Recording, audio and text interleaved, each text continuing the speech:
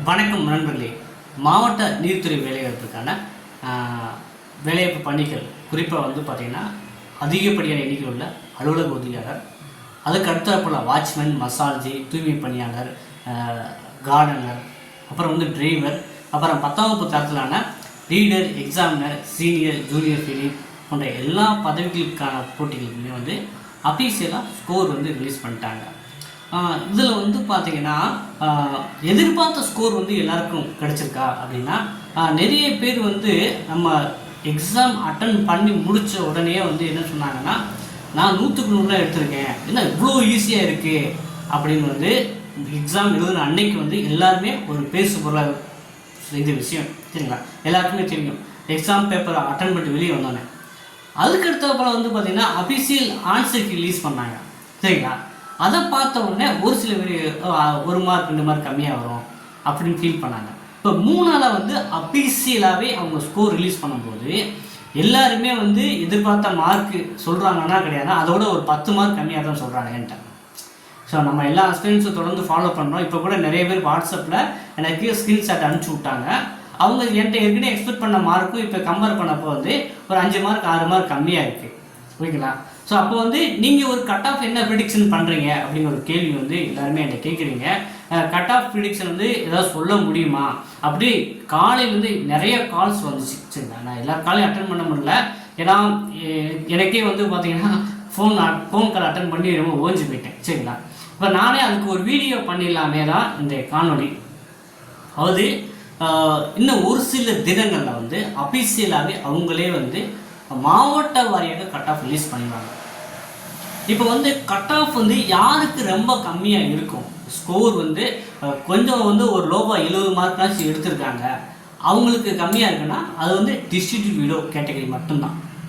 ஒரு 70 மார்க் எடுத்திருக்காங்க, அது நான் சொல்கிறது ஓஏ வாட்ச்மேன், மசாஜி அந்த கேட்டகரியில் ஒரு 70 மார்க்னாச்சும் எடுத்திருக்காங்க அப்படின்னா அது ஆதரவற்ற விதவை கேண்டிடேட்ஸு, உமன் கேண்டிடேட்ஸ்க்கு அவங்களுக்கு பிஎஸ்சியும் ப்ரியாரிட்டி இருக்கும். ஸோ அவங்களுக்கு அந்த ரேஞ்சுக்கு வரலாம் சரிங்களா. அதை தவிர்த்து சரிங்களா, அதை தவிர்த்து பார்த்திங்கன்னா யாருக்குமே கட் ஆஃப் கம்மியாக இருக்க வாய்ப்பு இல்லை. எல்லாருக்குமே பார்த்திங்கன்னா ஒரு 80க்கு மேலே தான் எதிர்பார்க்கலாம். சொல்கிறது நான் சொல்கிறது 8ஆம் தரத்தில் 80க்கு மேலே தான் எதிர்பார்க்கலாம். ஏன்னா நம்ம ஒரு 85ன்னு ஒரு மார்க் சொல்கிறோம், அந்த ஒரு மார்க்லேயே 8 பேர் 15 பேர் 20 பேர் இருப்பாங்க சரிங்களா. அதனால் அந்த டிஸ்ட்ரிக்ட் வீடியோ கேட்டகரிக்கு முன்ன பின்ன குறைஞ்சிருக்கலாம். மற்ற அவார்ட் ஃப்ரம் அதர் எல்லா கேண்டிடேட்ஸுக்குமே பார்த்திங்கன்னா நீங்கள் 80க்கு மேலே தான் கட் ஆஃப் எதிர்பார்க்கலாம். அப்போ 10ஆம் வகுப்பு தரத்துலனா எவ்வளோங்க எதிர்பார்க்கலான்னா கண்டிப்பாக 170க்கு 140க்கு மேலே தான் எதிர்பார்க்கலாம். ஸோ இது முன்ன பின்ன மார்க் ஆகும்.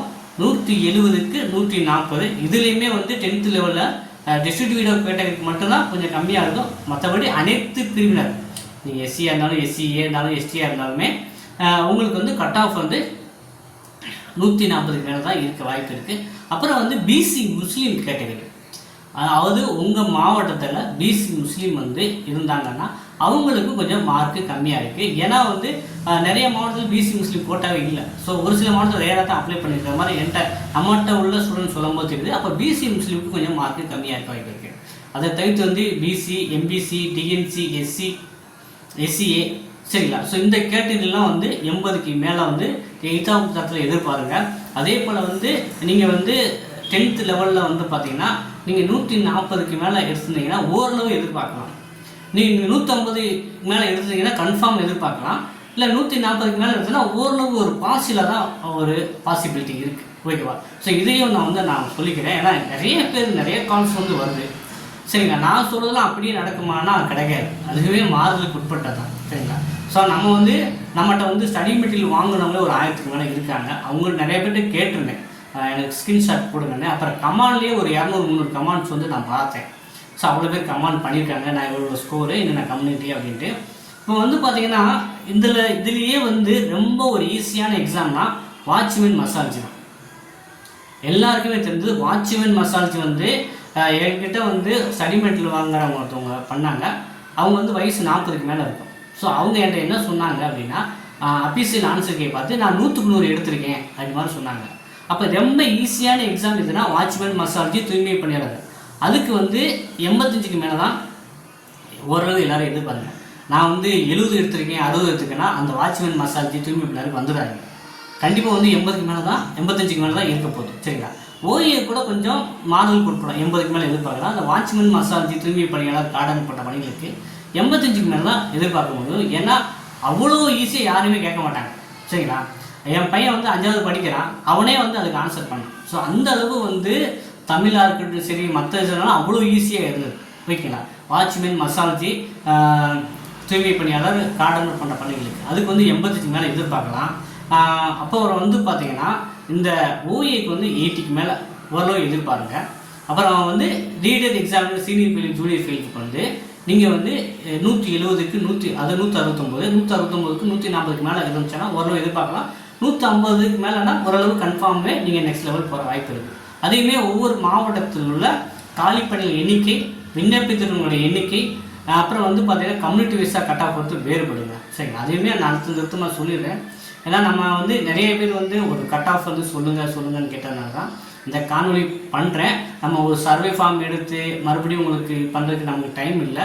இன்னும் ஒரு சில தினங்கள்லேயே வந்து அஃபீஷியலாக வந்து அது என்ன பண்ணுவாங்கன்னா உங்களுக்கு கட் ஆஃப் ரிலீஸ் பண்ணுவாங்க. அதுக்கப்புறம் கான்டிக்ட் வந்து ப்ராக்டிக்கல் எப்படி இருக்கும் அப்படிங்கிறதையும் ரிலீஸ் பண்ணுவாங்க. இப்போ வந்து பார்த்தீங்கன்னா நீங்கள் இதுக்கடுத்து பேரில் வந்து பார்த்தீங்கன்னா ஸோ உங்களுடைய அந்த ப்ரெசன்ஸ் ஆஃப் மைண்ட்ஸ்னு சொல்லுவாங்க. சரிங்களா? அப்போ ப்ராக்டிக்கல் வந்து பார்த்தீங்கன்னா யாருக்கு எப்படி வேணால் கேட்கலாம். ஓகேங்களா? ஸோ அந்த சுச்சுவேஷனில் நீங்கள் எப்படி ரியாக்ட் பண்ணுறீங்க அப்படிங்கிற உங்களுக்கு திறமை இருக்குது. இன்னொன்று வந்து பார்த்தீங்கன்னா அது வந்து காலையில் இப்போ போன வட்டம் என்ன பண்ணியிருந்தாங்கன்னா பெரும்பாலும் வந்து ப்ராக்டிக்கல் வந்து காலையில் என்ன கொடுத்தாலும் ஈவினிங் வரைக்கும் அதே டாஸ்க்கை தான் திரும்ப கொடுத்தாங்க. அப்போ காலையில் ஃபஸ்ட்டு பேஜ் முடிச்சுட்டு வெளியே வந்தாங்கன்னா அவங்க வந்து எல்லாத்தையும் எக்ஸ்ப்ளோர் பண்ணி அதை சொல்லிடுவாங்க. அப்போ அதை வந்து கொஞ்சம் ப்ராக்டிஸ் பண்ணி அதுக்கப்புறம் போகிறவங்க வந்து ஓரளவு ஐடியாவோடு போவாங்க. அப்போ அவங்க வந்து அந்த டாஸ்க்கு ஈஸியாக பண்ணுவாங்க. ஓகேங்களா? அப்போ ப்ராக்டிக்கலை பொறுத்த வரைக்கும் ஃபஸ்ட்டு பேஜ் போகிறவங்க வந்து கொஞ்சம் அவங்களுடைய திறமை வேணும். ப்ரெசன்ஸ் ஆஃப் மைண்டை வச்சு அவங்க அந்த சூழ்நிலைக்கு தகுந்த மாதிரி என்ன டாஸ்க் கொடுத்தாலும் எப்படி பண்ணுறாங்க ஒரு விஷயம் இருக்குது. ஓகேவா? ஸோ அதுவும் கொஞ்சம் பார்த்துக்கோங்க. சரிங்களா? இது வந்து பார்த்தீங்கன்னா அந்த டாஸ்க்கை பொறுத்தும் உங்களுடைய அந்த ப்ரெசன்ஸ் ஆஃப் மைண்ட் இருக்குல்ல அது எப்படி ஆக்ட் பண்ணுற பொறுத்து தான் ப்ராக்டிக்கலில் நீங்கள் ஹை மார்க் எடுக்கிறது இருக்குது. ஸோ அதை கொஞ்சம் உள் வாங்கிக்கோங்க. சரிங்களா? ஸோ இதில் வந்து பார்த்தீங்கன்னா இது வரைக்கும் உங்கள் திறமையினால் நீங்கள் எழுத்து தேர்வில் இவ்வளோ வந்துருப்பீங்க. அதுக்கப்புறம் உங்களுடைய அதிர்ஷ்டமும் கொஞ்சம் ஒரு முக்கியமான ரோல் ஆக போகுது. சரிங்களா? அந்த டே வந்து உங்களுக்கு எப்படி இருக்கும்போது இனிமேல் தான் சொல்ல முடியும். ப்ராக்டிக்கலில் என்ன டாஸ்க் தான் கொடுப்பாங்க, கடந்த முறை மாதிரியே அப்படியே கொடுப்பாங்கன்னா அது கிடையாது. சரிங்களா? இந்த வருடம் வந்து மாறுதலுக்கு உட்பட்டதான். ஸோ அதுக்கான அறிவிப்புமே ஒரு சில வாரங்கள்லேயே வந்துடும். ஸோ ஒரு வாரத்தில் இந்த டிசம்பர் 2க்குள்ளேயே நமக்கு கொடுத்துருவாங்க. ஓகேங்களா? ஸோ அதுக்கு வந்து நீங்கள் ஹை மார்க் எடுத்துருந்தீங்கன்னா நம்ம வந்து ஒரு டாஸ்க் ஏற்கனவே முந்தைய காணொலியில் போட்டுருந்தோம், அதெல்லாம் ஒர்க் அவுட் பண்ணுற மாதிரி பார்த்துக்கோங்க. ஸோ நம்மளுடைய கைடன்ஸுமே நம்ம வந்து எப்பயுமே வந்து நம்ம அகாடமி பாரத் எக்ஸாம் வந்து ஒரு நோட்டிஃபிகேஷன் எடுத்துட்டோம் அப்படின்னா அப்பாயின்மெண்ட் ஆர்டர் வரைக்கும் உங்களுக்கு சப்போர்ட் பண்ணுவோம். ஸோ இப்போ வந்து ஒரு கிளியர் கட்டாக நீங்கள் ஒரு ஐடியாவுக்கு வந்திருப்பீங்க அப்படின்னு நம்புகிறேன். ஸோ நம்மளும் அடுத்த காலையில் தொடர்ந்து வந்து நம்ம அப்டேட் கொடுக்க தான் போகிறோம். ஸோ எல்லாருக்கும் காலையும் அட்டன் பண்ண முடியல, அதுக்கு என்னோடய வருத்தத்தை தெரிஞ்சுக்கிறேன். ஏன்னா நிறைய பேர் நமக்கு கால் பண்ணீங்க. எனக்கு வந்து பார்த்திங்கன்னா ஃபோனை ஹேங் ஆகிற மாதிரி ஆச்சுனால ஃபோன் அட்டன் பண்ண முடியல. நம்ம வந்து பார்த்திங்கன்னா எப்படியுமே இந்த டிசம்பர் எண்டில் தான் இருக்கும். இந்த டிசம்பர் 2க்குள்ளே நமக்கு வேணால் கட் ஆஃப் வந்துடும். நம்ம ப்ராக்டிக்கலுக்கு அடுத்த கட்டமாக மூவ் பண்ணலாம். இன்னொரு கொஷின்ஸ் வந்து மறுபடியும் வந்து கோர்ட்டில் எக்ஸாம் ரெக்ரூட்மெண்ட் வருமானா எதிர்பார்க்கலாம். ஏன்னா வந்து இப்போ மாவட்ட நீதித்துறை வேலைக்கு தான் ஓஏலாம் எடுத்திருக்காங்க. ஹைகோர்ட்டில் வந்து இன்னும் எடுக்கலை. சரிங்களா? மறுபடியும் நம்ம நோட்டிஃபிகேஷன் இந்த ஆண்டு இறுதியில் வந்து செப்டம்பர் அக்டோபரில் எதிர்பார்க்க தான் போகிறோம். அதுக்கான சப்போர்ட்டுமே உங்களுக்கு கொடுக்க தான் போகிறேன். சரிங்களா? அதனால் வந்து தொடர்ந்து வந்து இணைந்திருங்கள். இது சொந்த டவுட் இருந்தால் தெரியுங்க. நம்ம அடுத்த காணொலியில் இன்னும் டீட்டெயிலாகவே டிஸ்கஷன் பண்ணலாம். நன்றி, வணக்கம்.